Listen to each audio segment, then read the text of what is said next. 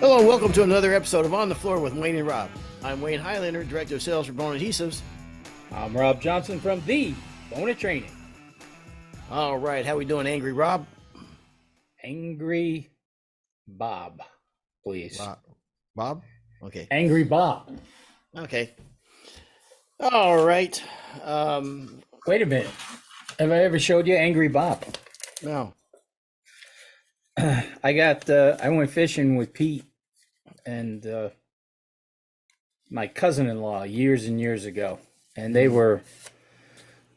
thought it would be fun to tie a donut and to a hook and try to catch seagulls.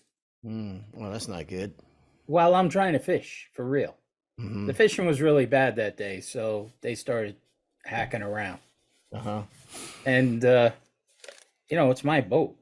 You know what I mean? So I'm like, hey, come on, let's cut it out. Let's fish. I don't want to catch seagulls. No, fishing is no time for foolishness.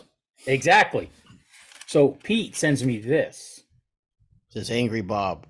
Angry Bob. And there's the mean bobber. There's Angry Bob. That's pretty funny.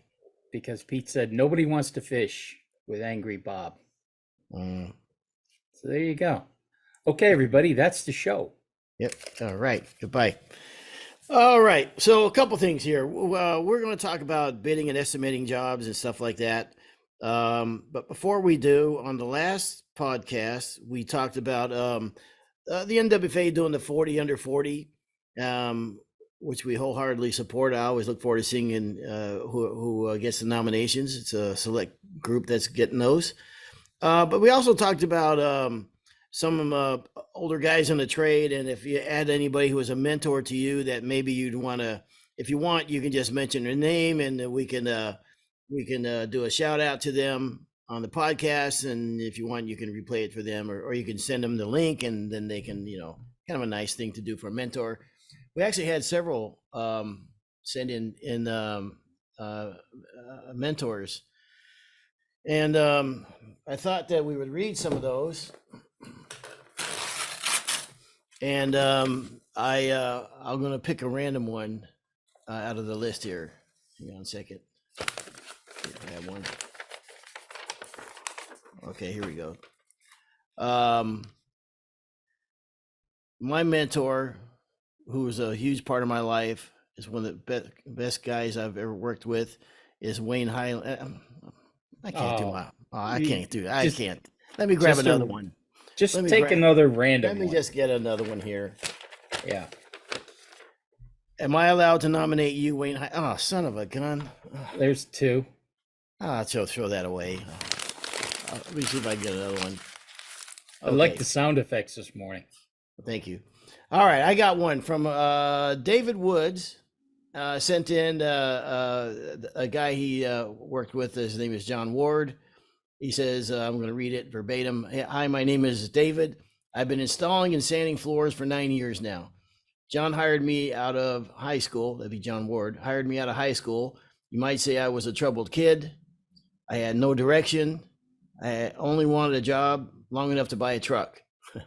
John hired me, and he spent so much time going over every small little detail on how to do floors.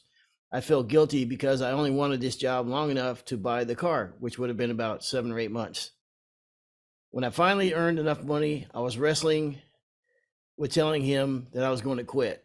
Then I was laying in bed one morning thinking about all that he had taught me, and nobody had ever cared enough or spent that much time teaching me anything.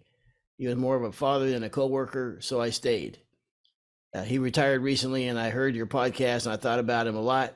So I wanted you to mention him, John Ward. I appreciate all the time he worked together and all of our conversations together. I still think about him every day when I am working on a job. He made me what I am today, and I hope I could be the kind of man he is in life. And also, Rob Johnson is I'm not going to say that. Gee whiz. No, I just added that. Sorry, Rob. I couldn't let it go. That's very nice. That's very nice. So that's it was. It was. Yeah. Sorry about that.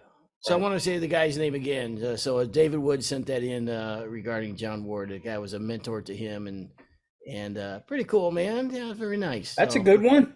yeah, we got a few more that will wait, and we won't do them on all one show. But anyhow, yeah, if you have anybody you want to send in, just let us know. We'll read it on air.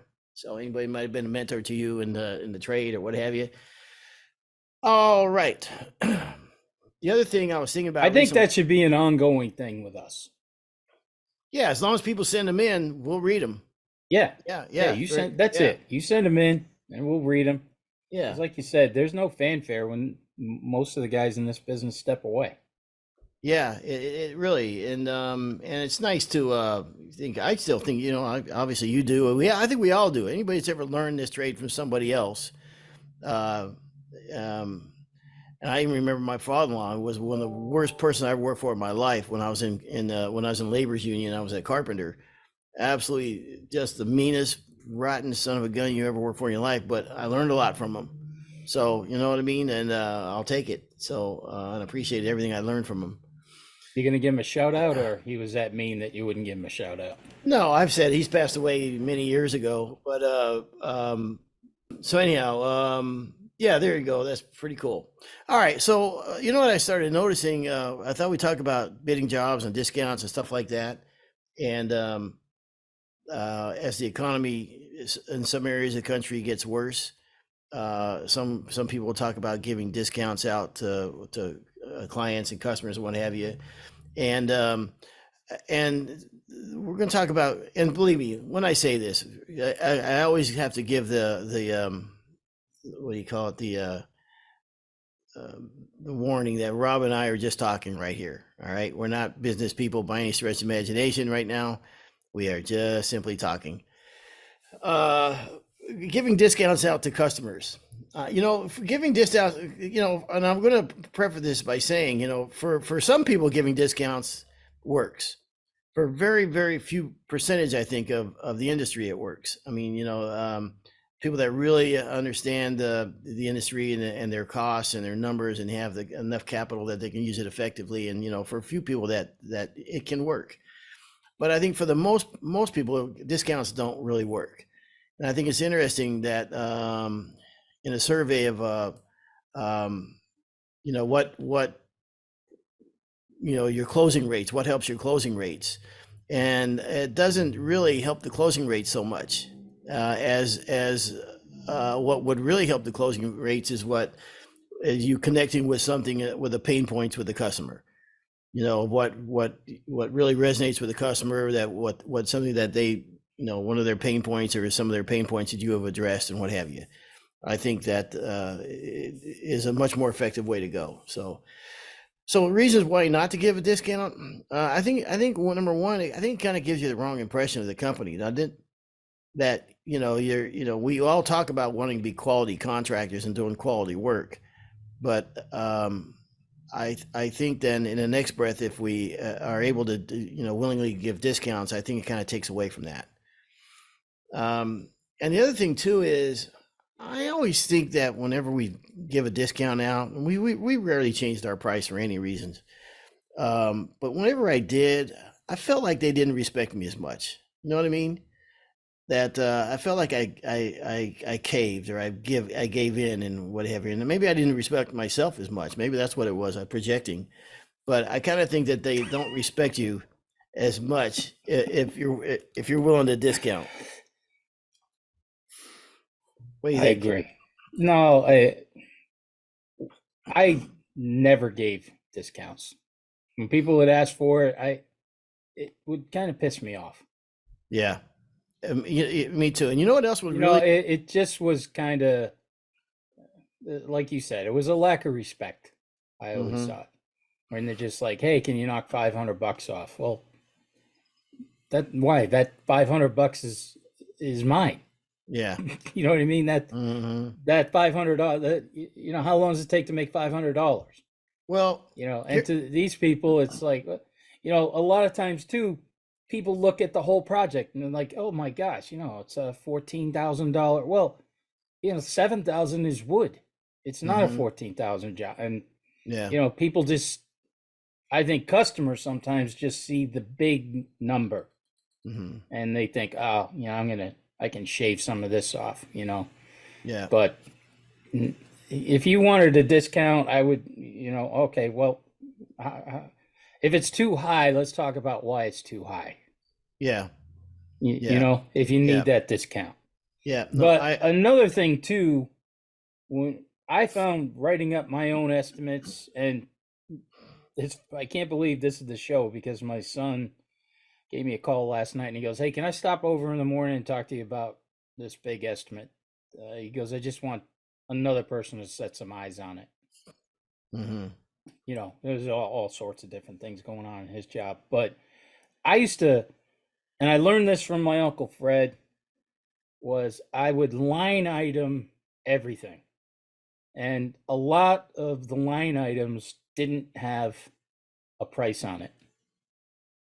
It was like, anti-slip finish for the stairs, no charge. The charge was built into the price. So if I could line item, a half a dozen different things, like removal of carpet and, things like that, no charge because it was already built into the price. Then if people had the nerve to say, I want a discount, I'm like, look, I just gave you, Mm-hmm. I gave you the carpet for free. I gave you the anti-slip for free. You've got 4 or 5 discounts there. But I think once I started writing it up like that, I didn't hear a lot of, can I get a discount? Yeah. One thing that also used to really bug me to death is like almost like a finder's fee. Like hey, referred you to this job, can you kick me something on the end of the whatever. And I can tell you how many times I did that. 0. Yeah. I really resented finder's fees or someone saying, hey, if I get you this job, put in another $500 for me. Never. I just resented doing that completely. Now, on the other hand of that, though, if somebody wanted something like that, I would work with them on, like I said before, I used to do a lot with a carpenter and a roofer, and we wouldn't ask for finder's fee from each other, but we would recommend each other. Well, we'd recommend each other. Or are you talking about finder's fee from a homeowner? Or anybody saying, hey, like in this case, I'd have general contractors say, hey, I'm not going to be associated with this job, but we've done work for them in the past. They want their floors done. Put in another $1,000 for me. Yeah. You know what No, I mean? not going to happen, right? I had a guy drive me to a job when we were working on one of his jobs, and he said, hey, a friend of mine wants their floors done. And he goes, I'll just take you over there. We'll have a look at it, measure it up and what have you. And while we're driving there, he goes, and he told me how good a friend this guy's, a really good friend of his and whatever. And on the way there, he goes, hey, put another $400 on it for me. Like, I have a real problem with that. So anyhow, and it was a good friend. Yeah. So he said he was a friend. Yeah. Yeah. Definitely a side friend, not a good friend. I don't know if you do that to a good friend. Yeah. The other thing too about, did you do that to me? To you? Yeah. No, I never did. Come that on, to you. Would you? No. You gave me your chicken recipe. How could I do that? How could I do that to you? Did you make it? No, not yet. But yeah, I got a green egg I've never used in my life, so it's going to be a long process. So I don't have much faith in myself. So the other thing about it is, I think that you just turn the conversation to discounts and not value, and when you do that, and it just and then you're taking the conversation away of value, and you're just talking about the money now. I think you have to come back with the value, and say, listen, here's the reason why this price is what it is. And you're right. I mean, the other thing too is what I find out is a lot of guys that are cheap, they have cheap friends. You know what I mean? And then they're going to say, hey, so and so, you did so and so's job, and you were able to knock it down to such and such, and can you do that for me? And then all of a sudden now all the people you're doing business with are all those cheap people, it costs you the same amount of money to do the job, whether you discount it or not. I mean, I don't know about you or anybody else listening, but I don't have a razzle dazzle in me. You know what I mean? It's the same process I do for every job. So I don't have, okay, if you give me this price, it's going to be this kind of quality. And if you give me this much money, it's going to be that kind of quality. I mean, you could talk about the finishes, you know, you might say, yeah, if the guy wants to go with a lower end finish, you could charge him that or whatever. But the work is the work. And that's not going to change. I can't accept edger marks. You know what I mean? I can't accept screen bite in the floor and that kind of stuff. I mean, I'm going to do the same things I always normally do. If I was going to trout fill the job, I'm going to trout fill the job no matter what. And so you don't have the quickie. No, I mean, you don't have that quickie. Look, no. it's just rental for college kids. I just need something quick. I can't do like, that. I'm not your guy. I only know how to do it one way, and the only discounts were good, better, best on the finishes. That was it. That was it. Three prices, good, better, best. Here's your prices. You're right. And that's how I started in this trade. I mean, when I started doing floors on my own, it was doing those type of floors. There's rental units in a bad part of town. The floors before everybody that came before me did a razzle dazzle on a job, and that was I couldn't do it. Just couldn't do it. But it you know, I learned. I remember, believe me, bad comparison, but when they talked about the doctors that came out of Vietnam, were just after they left Vietnam and went into practice, they were like an unbelievable doctors because they have seen absolutely everything.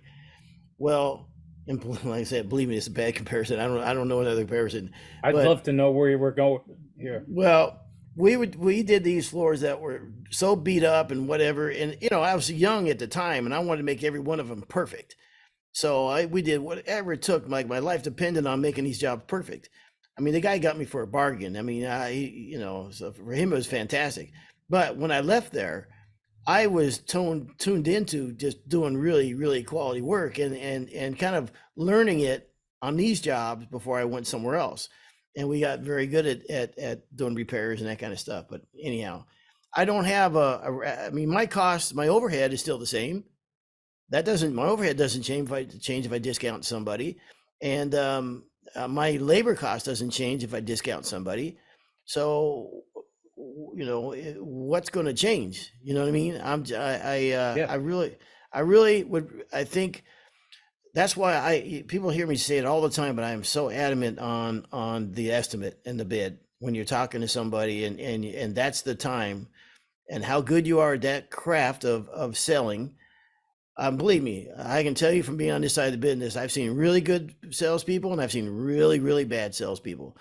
And a really good salesperson in front of that, and one of the best salespersons I ever met was my Uncle Stan. And because he was so believable, so low key, so trusting, and he knew, and his demeanor was so calm, and he came with all them years of experience that I mean, he was a great salesperson. So that time in front of the client where you can show why you're worth this much money, and you get away from that conversation of discounts and that kind of stuff, I think goes miles. So I think the other part of this too is, I think a lot of times people are getting multiple estimates if they can. They're going to get multiple estimates. So if you do a good enough job on the sale, on yourself, we're always talking about selling the green guard.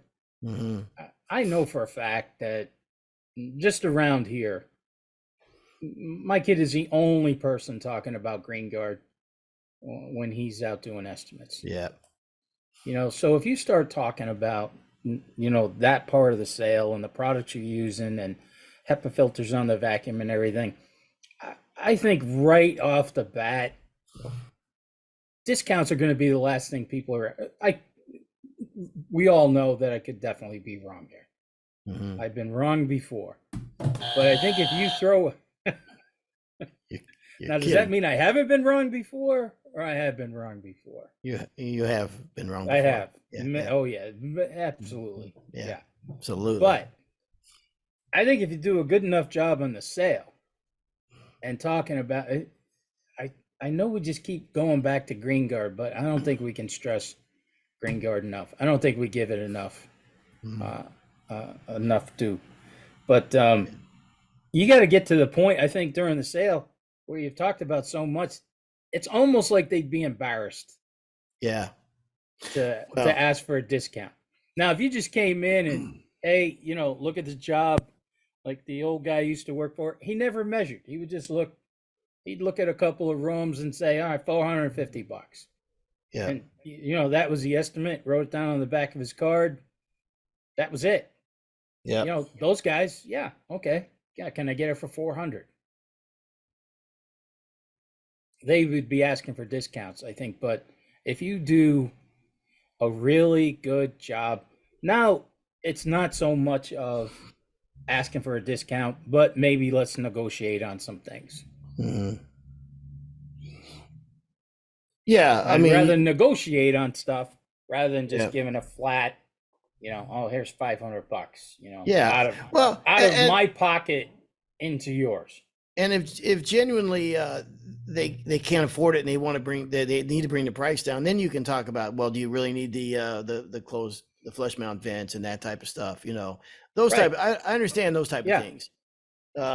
Maybe hold off on doing borders around with this one when we're going to do borders. I get those things would be negotiate. You can negotiate those, but the actual discounting the entire job, I'd have. It always felt to me like I was just opening up my wallet and handing somebody $500. Yeah. Well, Why? the other thing is, I think those let's call them low ballers or cheap people. They're more fussy and more picky anyway, because they probably don't want to pay. You know what I mean? And they're not sometimes great people to do business with anyhow. You know what I mean? So yes, there's that. yeah. It's funny because when my wife was going to buy a car, I don't know, 6 months ago or whatever, I went to the dealership with her. And first we were looking at the Hyundai Genesis cars, the 70. I thought I was trying to talk Judy into buying that car. She's a tough sell because she don't care about cars. Car means nothing to her. A 1986 car would perfectly fine for her. She does, and her whole family's that way. They just do not care. They're not impressed by the only car that impresses my wife. There's one car and one car only that she like dies over. And it's the old Jaguar from the 60s with the long nose. What's it? What I don't know what model that was, but you know what I'm talking about with the Yeah. that Yes. she thinks that's the sexiest car ever. And that, other than that, she could care less about a car. So I'm in the dealership talking the car, and the dealer gives a price on the car, and I said we're not going to pay that. That's too expensive. And he leaves, and he goes and gets his manager and says. Now, I'll preface this before I went there. There's this chick on TikTok called like the car chick guru or something like that. It tells you exactly how to buy a car. She goes, I am not paying for transportation costs. I'm not doing that. You had to get the car anyhow, right? So why should I have to pay for you getting the car there? So I'm thinking, all right, that makes sense to me. So there's some other things that are like, all right, now I'm dialed in. So I said, I'm not paying for that. I mean, why should I have to pay that? You have to bring it there anyhow. What, do you bring 8 cars at a time and you're charging me $4,000? What, do you bring $40,000 to bring the cars there from Indiana? So anyhow, so he goes, let me go get my manager. Goes to the manager. Manager comes back, sits down. He's a young hot shot. I don't like the guy right off the bat. I mean, that didn't take long. No, he's too slick looking. His cologne smells, too groovy, and he leans back in his desk and he puts his hands behind his neck, like one of these moves right here. You know what I mean? And that turned me off. The body language, that was all wrong. And he goes, Mr. Highlander, I looked at the price here, and here's what I can do. And he wrote down the price. The price was more than the other knucklehead told me it was going to be. So, problem was I wanted the car. Okay. So I said, it's crazy. You're more expensive than last schmuck. Why would I mean, who comes back with a more expensive price? He goes, Wayne, how can I can't do anything about this. So I said, well, I guess we're done. So I started to walk up and leave, and he let me go. Now he's this knucklehead. I called the other sales guy later. I told him, your boss cost you a deal. Because here's what he should have done. He should have said, hey, all right, listen, man, here's the absolute rock bottom what I can do, because here's the thing. These cars are in such demand. We have nowhere to go. We bring them in here, they're gone the next day. There's really not a lot we can do. He could have, you know what I mean? And then he could have brought me back to the table, but he didn't. Negotiate. Yes, exactly. So my wife drives a Honda CRV now. And and what my wife found out, that you have to use the more expensive gas for that car.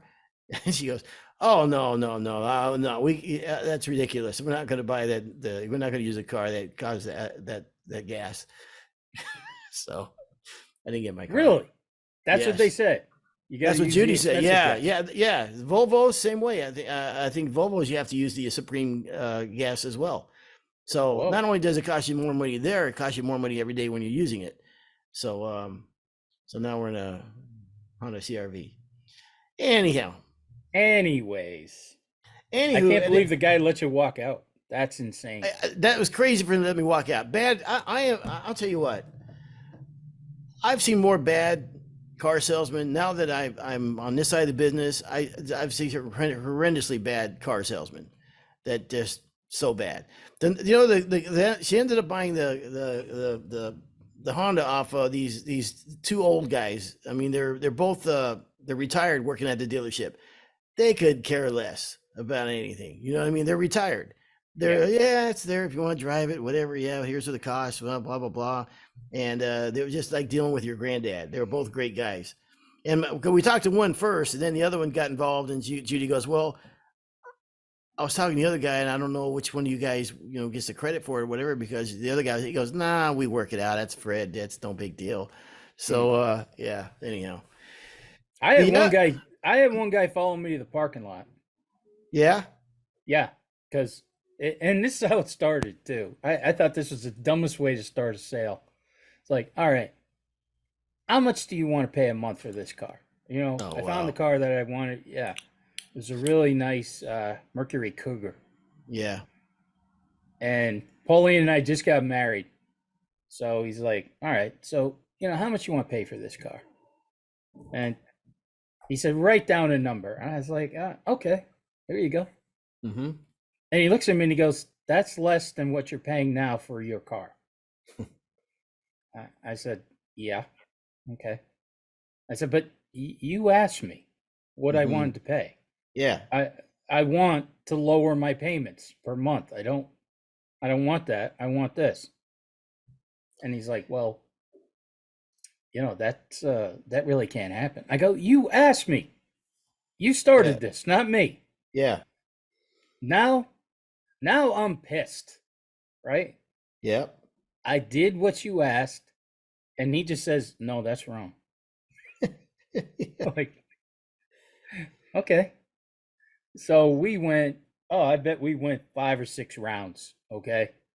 And then finally, because I was pissed to begin with about him saying, no, you can't do that. I go, well, yeah, I can, right? Mm-hmm. I can have a lower payment if I put down more of a deposit, whatever. This is not impossible. You asked me. Yeah. So literally, the guy, I'm like, okay, thanks for your time. I'll see you later. And I remember Pauline just looking at me, shocked. That was the last time she ever went with me anywhere to buy a car. Ever since then, I've always been on my own. She can't handle it. Mm-hmm. So we are literally walking to our car, and I'm just going to go to another dealer. I wanted that Cougar. Mm-hmm. I'll just go to another Cougar dealer, right? Mm-hmm. Another Mercury dealer. And he was one of the only people that ever followed me to my car and said, all right, how about if we do this? And I'm like, oh, okay. Mm-hmm. So since he made the trek, the walk of shame that he had to do, I did get the car from him, but he wasn't happy. Well, I was happy with the deal. I know he wasn't happy with the deal. Mm-hmm. You never negotiate the monthly payments. You only negotiate the bottom line at a car dealership. All right, I'm going to give this lady's information out. And also, she's just cool as hell. I mean, I love her videos, man. She's awesome. It's cargirl.tiktok@yahoo.com. So I guess on TikTok she's car girl or whatever, but she's ruthless, man. She don't and she can help you buy a car, whatever. Anyhow, Where is she again? Oh, damn it. Cargirl.tiktok@yahoo.com. And the TikTok is TIKTOK for you old timers. But there's five questions you don't answer at the car dealership. What are they? I don't know. I don't care. All right. So the other thing is breaking down your bid. Do you break down your bid? And I will tell you something. I don't break down my bid. I just don't, and I don't think it's a good idea to. And I think some people definitely do. They will break down the bid, and they think it's that's the way to go. So again, as a disclaimer, it's just my opinion, and the opinion of many people. Every time I like breaking down my bid. Okay, so but maybe I don't price it though. I don't put a number on each thing. Like I said, I break down my bid so they can see everything that I'm going to be doing. I do that. Don't put a price on it. Yes. So they're going to get a bunch of line items that have no price there. It's just, and here's the price of the job. Boom. Well, I do that. Everything you're going to do, and then the bottom line price, but nothing. I don't break down any part of the labor, the material, or none of that kind of stuff. But just a bottom line price. I definitely want them to know. I think it's important to know that what brand of flooring I'm going to use, what adhesive, what finish, all that stuff is very important. But I don't put a number beside any of them. Anytime you're going into a job, doing a job, you're a contractor, there's always a risk that something can go wrong. Sometimes things go your way, sometimes they don't go your way, and you can charge whatever you want. But I don't think part of the thing is for me is a lot of times they don't understand when you break it down anyhow. And one of the biggest reasons for me is if you were to break down your labor, let's say you break down a labor for someone on a job and you say, all right, we charge $65 an hour for labor. I'm just throwing out a number. Now you want a guy watching you working and going, oh, well, at the end of the job, they would go, no, I want money back. I noticed he was only here for 19.5 hours. You know what I mean? And your labor, you had down, labor at this amount. And he was only here for this amount of time. They don't see what you do before you get to the job. They don't see, going, picking up the material. Maybe you stand at the treads on in the shop before you got there, just getting stuff ready for the job and all the other stuff that's associated with it. Maybe they don't see because you're not on the job site. So for that reason there, I don't ever do that. I also don't let them pay for material because that's the other thing. When you break it down, you say my material for the wood costs $4,500. Well, maybe they can go, well, I can get that for $3,900 over at Bob's place. Well, part of that $4,500 is your overhead. You got to charge for your overhead. I mean, that overhead never changes. So something has to happen. Either your overhead either your material costs you have to mark up, or you got to charge more money for your labor. So it doesn't really work when they say we'll supply the labor. And oftentimes when they do supply the labor, you ever had this? They bring a cheap supply the labor or the material? No material. Sorry, thank you. If they were supplying, that brings us to another point. Okay. Hey, I'm I've done this before. How much can if I help you? Yeah. How much can you knock off? Yeah. The price goes up. You know what? Now I'll pay you to stay away from me. Yeah. Now we're talking discounts. Yeah. Mm-hmm. Yeah. Here's the discount. I don't see your face until you're writing me a check. Yep. There's a lot of cost associated with handling material and the planning and all that kind of stuff and picking it up and everything. So if I can't mark up that, I got to mark up the labor one way or the other. And if they drop off the material, if they pick up the material, oftentimes it's like crap material that I would never bought myself because it's going to make my job harder, or they don't have all the material there. There's missing pieces, or they didn't order enough, and now I got to wait, or to pick up more, or I have to go pick up more to finish the job. Now you've delayed me. All that kind of stuff is bad. They're not professionals on ordering stuff, and that's why I would do it myself. The other thing about breaking down the material is, if, let's say you say, all right, I need, I don't know, 19 stair treads, right? And you bring 21 to the job, and you charge it for 21 because maybe it's a very picky customer. Maybe the grain won't look right or whatever, or maybe you buy 24 treads and whatever. Something's going to need to be culled out. Absolutely. Yeah, Oh, yeah. it's wood. Right. And then they go, well, wait a minute, you only use 19 and you charge me for 24. You know what I mean? And now you're going to have that conversation. You got to credit me back something. So some people feel like it's like you're trying to hide something when you don't break down the labor costs and all that. You just give them a bottom line number. But I don't see it that way at all. I'm not twisting your arm to get into this deal with me. I've spelled out what I'm going to do, and I'm giving you a price. And if that doesn't work for you, then you don't have to go with me. So how many times have people asked for money back if you're putting a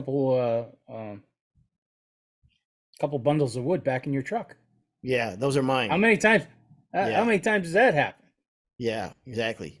And I'm listen, I buy extra because I may need it and I don't want to be shorthanded. But that's always a clumsy conversation to have. Yeah. Where a lot of times I'd like to beat them in the head with that bundle of wood because why do you think I have extra? If it's open boxes, I don't mind. Let's say a pre-finished floor, it's open boxes. I don't mind giving them in fact, I want them to have it. I'm fine with that. No. Stuff like that, I'll definitely leave. Yeah. It's when I take a couple of full bundles, haven't been cracked, and put them in the truck, and they're like, hey, that's my wood. No. Yeah. No. Listen, the reason you order that, exactly. The reason you order that is and bring it to the job site is because you could open up a box and the box could be, they didn't put the grooves in them or something. There could be off. So, you know what I mean? There could be all kinds of different reasons why. And so that's not your material. It's you got the material for this job. And here's the other thing too, when you talk about them, paying for material or whatever, or negotiating stuff. No one's ever going to come back to the end of the job and go, oh, I noticed you needed 6 more treads to finish the job. Well, let me pay you for that. It never goes that direction, does it? You want cash or check. Yeah, it never does that. And the other thing I once too, had that conversation with my uncle. I had that conversation with my uncle one time. Like, hey, you're about 7 hours short on my check last week. Yeah. Oh, sorry about it. Yeah, I made a mistake. And then after a few years, I'm like, I never noticed a mistake going the other way. It's never 7+. It's always minus. And he looked me right in the eye and goes, oh, you would tell me if I was wrong on 7+? Yeah. I'm like, all right, I'll just keep reminding you when I'm in the negative. Yeah, there you go. Yeah. Should have shut my mouth on that one. Yeah, listen. But I don't think he was ever a plus. I don't think I was. That doesn't work that way. Yeah, I don't think it ever worked that way. If the job ever takes you longer to do than you expected, no one ever says, hey, listen, let me make up the difference on that either, right? You enter a deal with somebody and you give them a flat rate, and that's the price. Whether and if you could do it in a shorter amount of time than you expected, and do it professionally, whatever, then that's just the way it goes sometimes. You know what I mean? Because sometimes they go the other direction. So that, and if they did, they would have to pay for it. So the way that the arrangement is that, hey, this is the price and this is the way it goes, and there's nothing hidden about that. The other thing about not breaking down the labor rate too is sometimes if they look at, say, okay, what's your labor rate? It's $85 an hour. Well, a lot of people will like, oh my, $85 an hour. I mean, that's crazy. I'm not about too much money, especially if they're making $30 an hour. But they don't mind sometimes. It's more palatable to give them the bottom line price. Yeah, it's $10,500 to do the job. Because they can look around then and go, all right, yeah, the wood expensive, labor expensive, right? Yeah, I can see $10,500. But if you tell them, yeah, my labor rate is $85 an hour, then they're like, gee, this guy's gouging me at 85. Because for some reason they don't see the value in trades charging that much. Now they'll drop off a Toyota to a mechanic shop who charges $120 an hour. I was just going to say, the last time I was in a mechanic shop, I saw $115 an hour. Yeah. The other thing no one ever takes into account is the consumers is how much you have in tools to do that job. I mean, you look at the cost of a sander, your all your power tools. I mean, you need $13,000 worth of tools just on an install sometimes. All the sanders, the chop saws, the routers, the table saws, and all the hand tools, all that kind of stuff, and all the specialty tools, and jam saws, and fest tools, and all that stuff you need. Damn home shows are killing us. Yeah. They're just, oh, look at the guy's in here sanding. He's 10 minutes sanding, and the next thing you know, he's coating, just like that. Was that easy? Yep. Or we're throwing a floor in, boom, boom, boom. Well, that's nothing. Yeah. That's killing us. Yeah. So when you want me to break down the job, to me, I will break it down for you. It's $15,000 for me to do the job, or zero if I don't do the job. I mean, that's the way I break it down. Now, I will say it again. It's just my opinion. Some people think that they just want everything out in the open. Now, I want, like I said, I don't, like you said, I want to break down. I'm going to use X flooring, and I'm going to use exactly this finish, exactly this. I want you to know exactly what I'm going to do step by step. I'll do all that. I want that. I am looking for an excuse to write something down. Yeah. That I can write no charge next to. Yeah, I don't do the no charge thing. Yeah. Okay. Well, I just want them to know. Okay. That's fair enough. All part of the price. Okay. Especially if they think that they're going to be, I want a discount. Look, I gave you 10 different things. Yeah. And it's like I say at the schools, we're craftsmen. And even when it comes to doing estimates, we're all going to be a little bit different. Mm-hmm. Let me ask you about one I got today. Like I said, Bump said he wanted to come over and talk about a job, which kind of surprised me because usually he's pretty good. But it's a church. Now I want to know what you would think about this. What would you be saying here? It's a church, and about half of the floor is an old maple floor. You can see it, touch it. It's just older maple, so it's a sand job. But the other half of the job is covered with the carpet with the stick down. It's glued down carpet. Yeah. And he could pull up a few places, but he's thinking that there might be some shenanigans going on underneath, where maybe they rip something out and put in some plywood or, stuff like that. So we were just going on, well, now I think we're into a couple of different ways of pricing this out and having options available. Like, if it's this, we'll need to do this. But I did mention to him to keep the owners completely involved in the decision making. Like, as soon as you start to get some of the mastic up off of there, now you can bring them in and say, all right, here was our pricing for what we're going to do. Where do you want to go with this? How do you want to go with this? So what do you think you would have done? Well, a couple things. Is he expecting the other floor to be maple? Yes. He is. Okay. But he can't see it. He's going in blind. Completely covered with glue. And he's pretty sure that he did rip up a couple of, small sections, and it was maple. Okay. But like I said, he's still hasn't seen 90% of the floor. Yeah. Well, I would tell him, I have no idea what's going on in here. I just, that could be anything from the whole thing has to be tore out to, wow, you got incredibly lucky. and with minimal effort or no, take that back. It's a lot of effort. But Right. but with the usual sanding and what have you, we were able to save it. It could be anyone from one to the other. You have no idea. You just don't know. Yeah. If we, Yeah, I'd that's the say, kind of the way I was telling him to go, was like, you got to explain that, half of this floor is a mystery. yeah. But I would We, say be aware if we do have to replace boards, that matching new wood, especially maple against old maple, is definitely going to be a noticeable difference in color. Mhm. And so just be aware if that has to happen. You should expect that. Mm. And even maple, even if it's not that old, it doesn't have to be very old. Old to new doesn't even northern maple versus then down south somewhere, Right. big Right. difference. Yeah. So that I would do ahead of time. But you had to throw it was a church in there to make me feel guilty, didn't you? Couldn't just be a regular room. My Catholic guilt coming through. No, no. But So that's kind of the way we were going with it. Was you, you got to have options ready mhm. for whatever you think you're going to run into.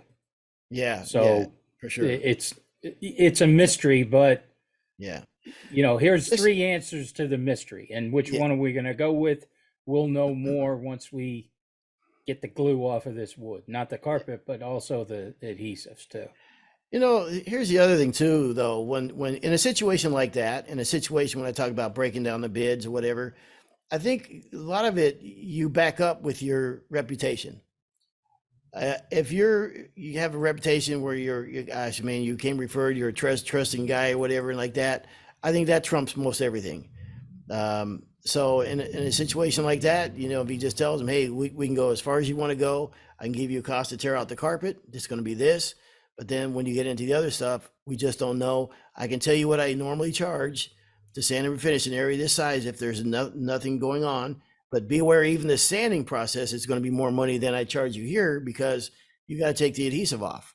And that's going to be in itself a nightmare. Mm. So, just to be upfront about it. So, No, that's uh, kind of the way he was going. I think he just wanted to talk it out with somebody, which isn't a bad idea.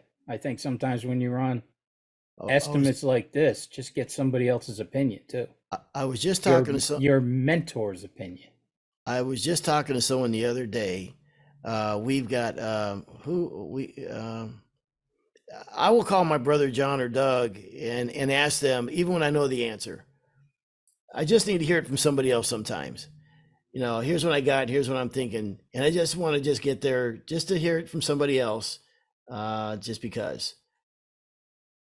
I want to say also, we got an email over the weekend, you and I, from Chris Wood. Another Wood, yeah, from Chris Wood. He's a floor sander in the UK, and he asked me to send a copy of our contract to them, which we did. But it amazes me that still to this day that the show can go as reach to the UK and have English contractors listen to the show. It cracks me up. I lived in England at one time, and yeah, have you ever had fish and chips? You know fish and chips, right? Yeah, yeah. It's one of my favorite memories of living in England and of fish and chips, man. It's like you've never had fish and chips until you've had it there in a fish and chip store in the newspaper, wrapped up in newspaper.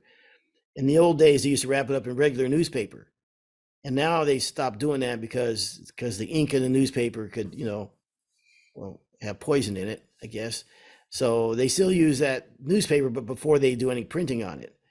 But my brother John and I were in this time we were in Ireland and we were in a fish and chip shop, okay? Yeah. And I was American, so I thought it's funny they call them chips because they're French fries. You know what I mean? Yeah. So there was a lady in front of us, and Irish lady, we were talking. I said, "Yeah, the chips are actually French fries." Stupid American, this stupid kid. You So wanted chips. yeah, but she was unimpressed. You wanted chips, not French fries. Well, their chips is French fries in England. Yeah, Yeah. first, yeah. So I told her that they're, in America we call them French fries. So she goes, "Well, you're over here now, really. So we don't really care about what they are over there now, do we?" You know, she's like, not the answer I was looking for. So my brother, American. yeah. So my brother John, me and John looked at each other, and so then we proceeded to say French fries, like a world record, Guinness Book of World Records for French fries. John, are you going to want ketchup on your French fries? Well, you got to have ketchup on your French fries. Yep, it doesn't like salt and pepper on your French fries, man. I love French fries with salt. And then she turned around, man. She was going to beat the hell out of both of us. All right, the memories. All right, Rob. Well, I think that's all we want to talk about on the what's it called? Podcast, giving us talking about bids, giving discounts, breaking down your bid, and with the mentors. I think we covered everything, Rob, on a Monday morning. Good. So this has been another episode of On the Floor with Wayne and Rob. Please stay tuned for another episode.